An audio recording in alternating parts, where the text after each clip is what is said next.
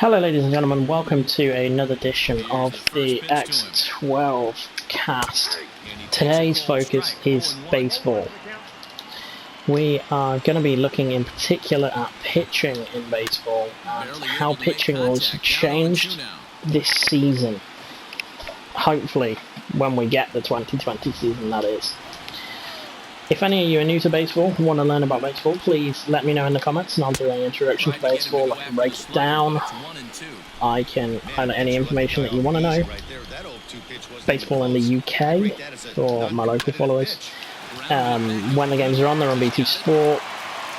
I know it's a struggle. A lot of them on late at night. A lot of them 4 or so hours. It's a tricky game to get into. That's one of the key parts of today's video, is shortening the game of baseball as best we can. That's why these rules have been changed.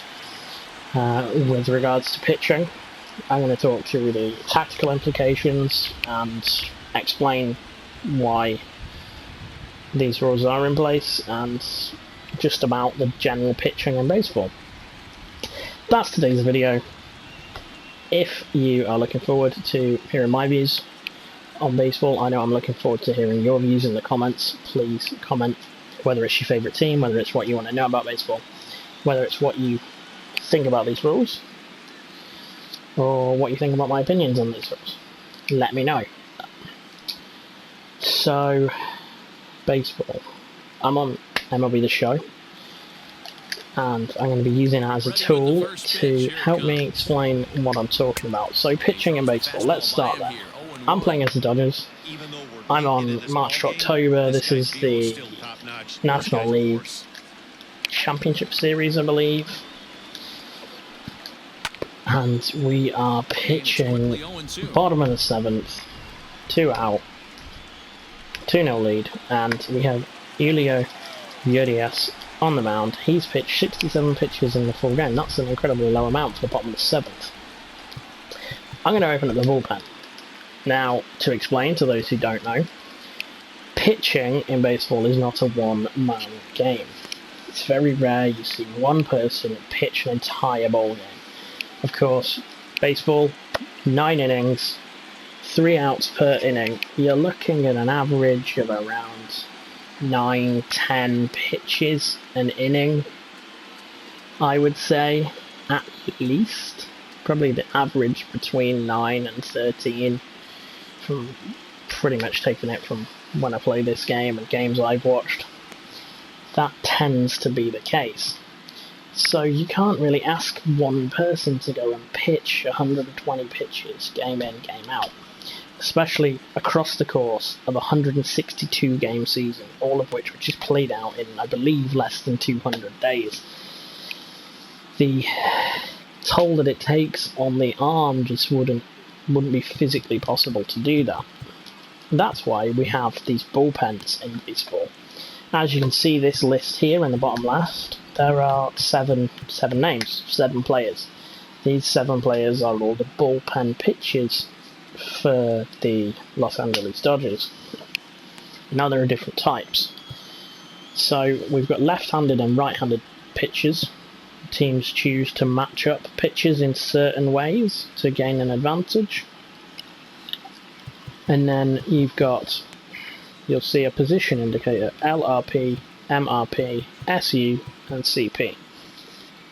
The CP is the closing pitcher. He is the most trustworthy, the most clutch. He's the guy who can probably either pitch faster than anybody else, or he's got the most break on his slider or his cutter, a ball that's so devilishly hard to hit, and you need him just to pitch 3 outs, 1, 2, 3, game over if you're winning by. We may even see this later in this game if we get to the end of it. We've got a 2-0 lead. At the bottom of the 9th, we're going to be putting Kenley Johnson in to try and save this lead, because he is the guy. Now, an interesting one, you've got the setup pitchers. These are the guys that normally pitch the 8th if you need. Pedro Baez is an interesting one. He's a player who we're going to be talking a lot about in this video. Pedro Baez is known as a lefty 1-out guy. He would come in normally to pitch against one batter. Now that's not allowed in 2020. That was how it used to be. That's now no longer allowed because you have to pitch what they call the 3-man minimum. I think it's called the 3-batter minimum.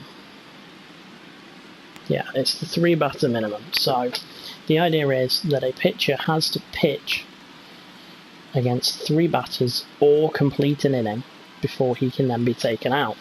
This has been put in because you would have an inning where you'd have 3 different pitchers to pitch against 3 different batters, and those innings used to take 15-20 minutes due to the changeovers, sometimes even 30 minutes, which in the concept of a half inning taking 20 minutes, if you were to extrapolate that to a full game, you're looking at 6-7 hours for a game. Baseball's known as a long game as it is, and games that were starting to take 4 or 5 hours are just too much for the casual. And even with all of today's distracting technology, baseball ratings were dwindling, baseball attendance were as well, because people didn't have those levels of time to commit.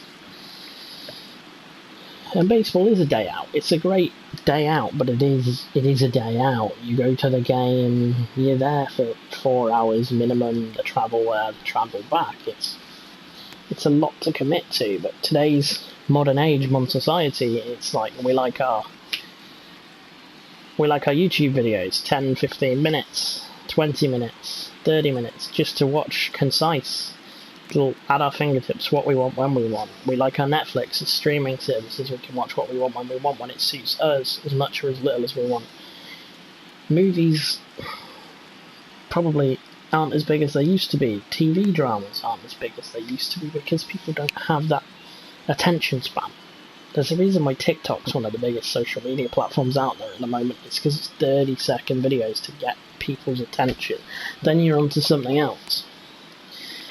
I'm not saying baseball needs to change and be a 2-inning game or a 1-inning game, speed games. It doesn't. Baseball is 9 innings. It's constant the whole way through. It's one of the only sports where you can't see a game out. You can't let off in baseball. And that's what I like about it. I like the tactics. I like the different types of pitches and how you choose when to swing, when not to, and what pitches to throw at what time. And which pitches to put in at what time. That's another. Using these matchups, it's of vital importance to coming away with the win. So what I'm going to do, it's the bottom of the 7th, I've got Ross Stripling warming up. He's a long relief pitcher. His stamina on the game is represented as a 44. We compare that to the starting pitcher, Alex Wood, has 74. Walker Buehler has 79, so he could pitch for 3-4 innings, whereas those guys will pitch for 7, 8, maybe 9. And then we look at Kenley Johnson, he's only got 24 stamina. He's likely to pitch 3-4 outs, so an inning and a half tops. But the position we're in at the moment in this game, I'm going to tell Ross Stripling to sit down. I'm going to warm up Pedro Baez and Dylan Floro. These are 2 of my better relievers. And like we said about Pedro Baez, he's got that specialty against left-handed pitchers. Obviously, we would have to put him in for a 3-batter minimum. But as Urias' pitch count is still okay, we'll keep playing with him for now. The more pitches you throw, the more your arm will get tired and the less accurate your pitches will become. The other reason why pitches would change is, say if in the 3rd inning you'd already given up 4 runs, your manager would take you out because your mindset wouldn't be there. Here's a pitching change. by the Washington Nationals. They brought a new pitcher in. In the top of the 7th, their pitcher gave up two home runs and had pitched quite a few pitches, so they've gone to a new guy because these guys haven't already seen him in this game, and there isn't that overhang of the home runs that have been given up, although he's just given up one. Which now puts a lot less pressure on my pitching staff. It's a 3-run lead now, and that doesn't exactly slam the door shut on this thing. But the other reason why pitching staff is important, I'm just going to go and turn the commentary volume off again. The other reason why having several pitchers is important is because in the National League, your pitcher, as you can see here, steps up to bat. Now, I probably should have taken, I will do it now. You would do this before they've had any at-bats, not when they're at an 0-2 count. But you would take your pitcher out, and you would pinch hit, you'd put an actual batter in. This gives you an extra player who's better at hitting, but now it forces you to change your pitcher into the next innings. That's why teams have 6 or 7, especially in the National League. The American League, they have a designated hitter instead of the pitcher hitting. But that's probably why National League teams have 6 or 7 relief pitchers. Will the new rules, the lack of lefty one out guys, will that mean they maybe go down to 4 or 5? It's a possibility. It will allow more potential pinch hitters or pinch runners to come into the squad, so you're only allowed a squad of 25. So there's a chance that we could see a shift in the number of relievers that are included. Or maybe we'll see some minor league starting pitchers being brought up and used as long relievers, and using more long relievers to get through games. We've had a few games at the back end of last season where teams were going into games without starting pitchers and just using relievers. We could see a trend of that, where somebody pitches 3 innings, somebody pitches 3 innings, somebody pitches 3 innings, and that's how the game goes. I'm not entirely sure, but I like the idea of speeding up baseball. That's been a directive from the past few years. They reduced the number of mound visits, they reduced the time between innings. It's all great to keep people interested in baseball and keep bringing the next generation through. The next generation that has lower attention span. So we want to keep them interested in baseball, keep growing the game. It's a wonderful game. Again, if you're new to baseball and you don't get it, feel free to let me know in the comments, and we will put together a video showing the basics and going through baseball in more detail. I'd love to do that at some point. If you're in the UK, you want to watch some baseball, BT Sport, like I said, or the MLB YouTube channel is great. They've got a series of actual pros playing this game in a tournament against each other, and they're showing historic games as well. It's fantastic. Baseball is such a tactical game. Yes, it's a slower game, but it's a game that intrigues me, and that's why I'm interested in it. And I wanted to highlight the changing of the pitching rules going into the season when we finally get it.